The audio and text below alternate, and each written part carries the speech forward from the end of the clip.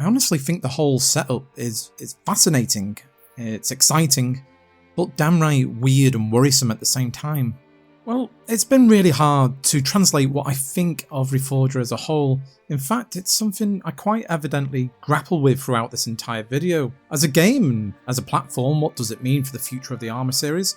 Well, I feel many in this community have this very cautious optimism and at the same time some real deep reservations.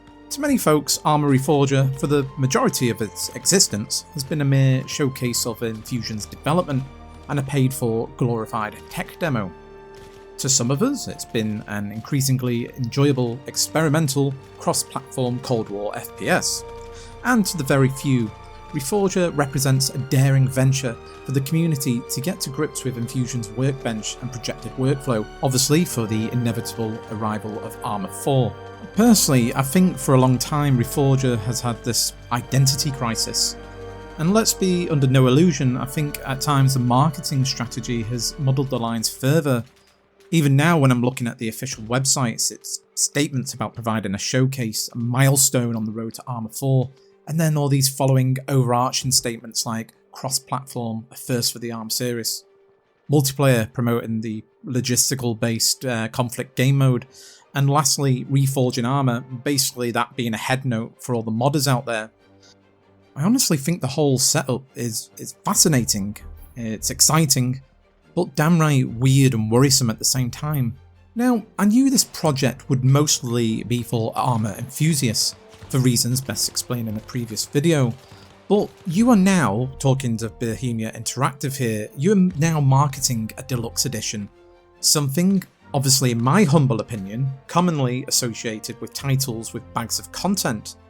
Whilst Bohemia Interactive offer the soundtrack and the other goodies such as the PDF maps for free to the early adopters, they have in effect, for me, drawn a line in the sand.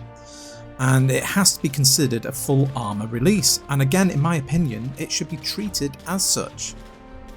So that raises a question: for 24 Great British pounds, 30 or something else for the deluxe, what exactly are you? Has it got a selling point? With Arma 4 looming over the horizon, what do you offer, especially to the people that aren't necessarily die-hard Arma fanatics?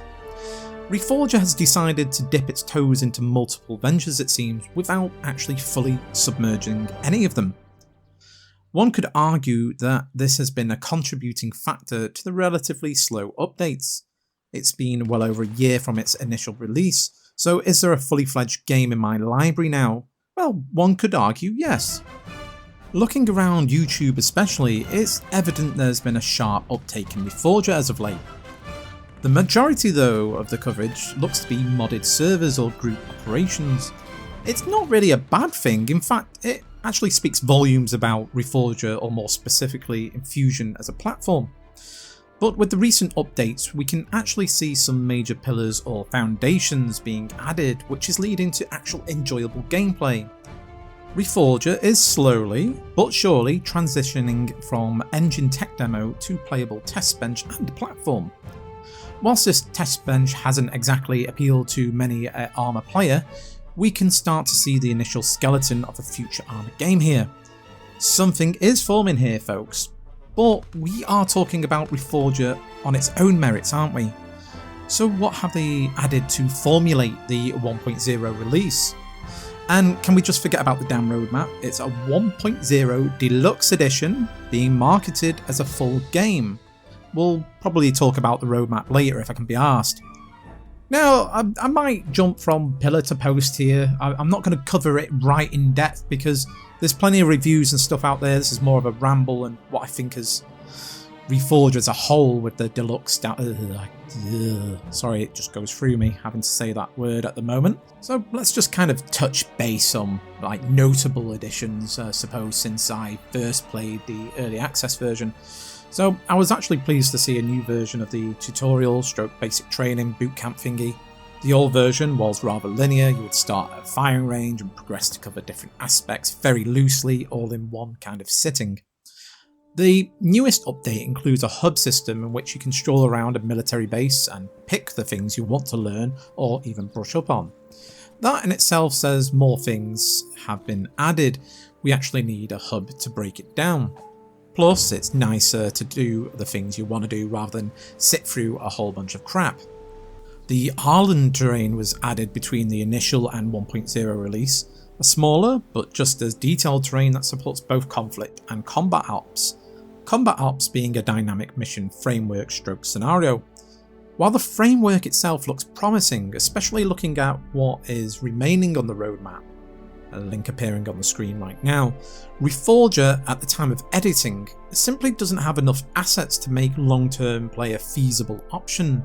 However, modders and would-be scenario creators have already begun playing around with this, so I imagine this will improve further with a 1.1 release perhaps, or something to that effect. As mentioned in my initial coverage a whole year ago, it's been great to see the inclusion of variable run speed and stances within the Arma series. The inclusion of object vaulting or light parkour mechanics is extremely welcome, and overall the locomotion feels solid. Something still feels off about the camera, but that could be down to my personal preference. Another recent inclusion, which has been a staple of the Arma 3 and many other games for years now, weapon resting. Yep, it's been a while, but we can finally deploy whilst prone or on most objects within the game world. Third leggers rejoice. Medical systems, I was very interested to see what the score was here.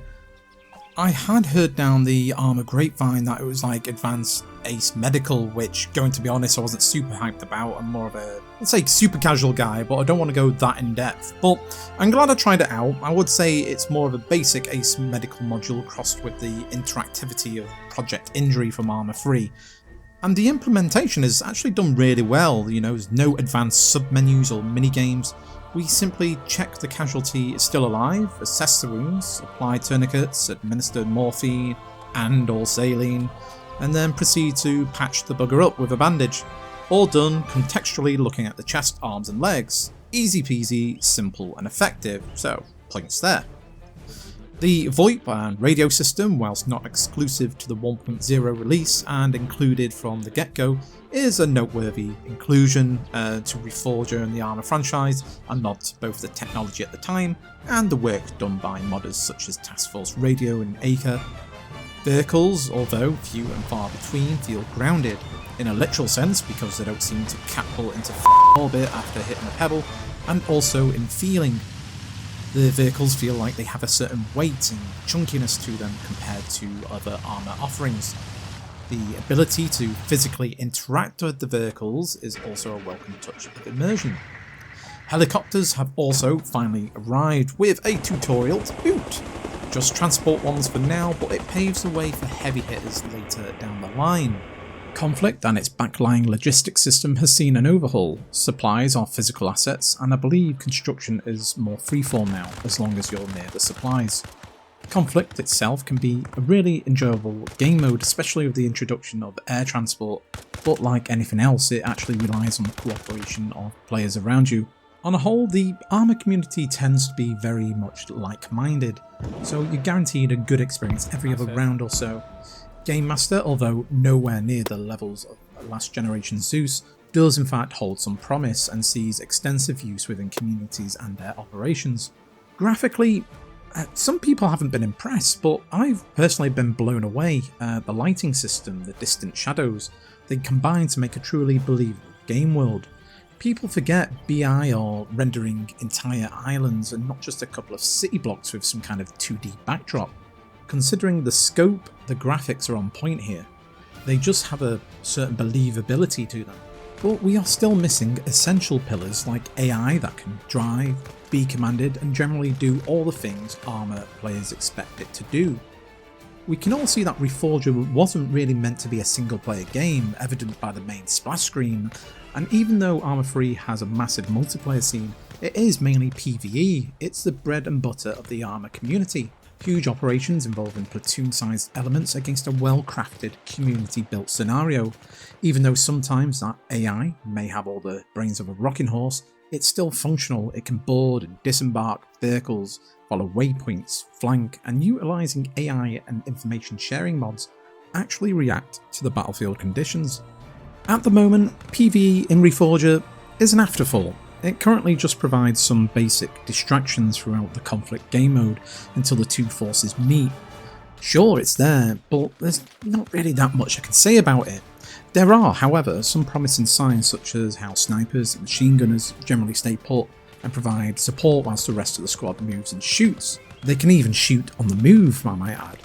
AI also have next to no trouble navigating in and around buildings, which we've wanted for so long and fully appreciate the work done here. At this moment in time, we are still missing aviation in the form of planes, and a proper scenario editor. Yes, I know there is something within the workbench, but I think I've been spoilt by the Eden editor. Whilst the modern scene looks to be tirelessly picking apart Reforger, Infusion, and its workbench, I have some concerns about the in-house system for hosting these mods. I can understand that the decision was taken in consideration of cross-platform. The ability to enable and swap out mods whilst in-game is a godsend. But all the modders work on Bohemia Interactive servers? I just don't think it'll hold up with the volume compared to something like, say, the Steam Workshop. I still have to look into if any of these licenses have changed for modders' work, and if you're a modder yourself, I'd love to hear your thoughts.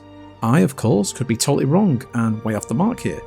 We are, of course, just glancing over everything here, and there is stuff yet to be implemented on Reforger's roadmap, like working electrical grids, updates to combat ops and AI, new weapons, gear, vehicles, and destructible buildings. Something which I feel a Deluxe edition should have shipped with. Does it feel like a milestone? Well, from a tech and future potential Arma 4 basis standpoint, as it were, absolutely mission accomplished. Does it feel like a game as a non-diehard Armaholic should be paying plus 30 quid for? No, sorry, just not yet anyway. I don't want to hate on Reforger, truly I do see what BI are trying to do here. The potential is huge if Arma 4's design document is on point and they have a clear focus and they include all the pillars of what makes previous Arma games great, and then pull it off in the Infusion engine, then it could be quite revolutionary for the franchise. I also commend the effort to bring console players a piece of the Arma pie as it were, but personally feel the current 1.0 release is how it should have dropped on the consoles in the first place. It would have been a far better introduction to the console crowd to Arma. On the flip side, if the title tries to dabble here and there is an effort to appeal, not appease, obviously there is a difference there to the wider audience, then I will in the long run have some serious reservations about the future of Arma. So let's start wrapping the video up. I guess this all boils down to a question of value, as with anything in life. If you find a value in a product, it will justify the price tag. So if you love Arma, want a glimpse at the technology driving Arma 4, love community content and operations, and enjoy being part of a, what can I call it, a process, then you'll definitely find some value here. How much will depend on what you actually value. Beauty is in the eye of the beholder, as they say. Be that as it may, Deluxe editions seem to be in the eye of Stevie Wonder here. Have I been spoilt by past iterations of Arma? Are my eyes and mind foggy and blinded by what the community have done over the past decade? Why not let me know in the comments? Last time I did a ramble, it garnered some genuine good discussions within the comments section, and I look forward to hearing what you have to say about the current state of affairs. Bye!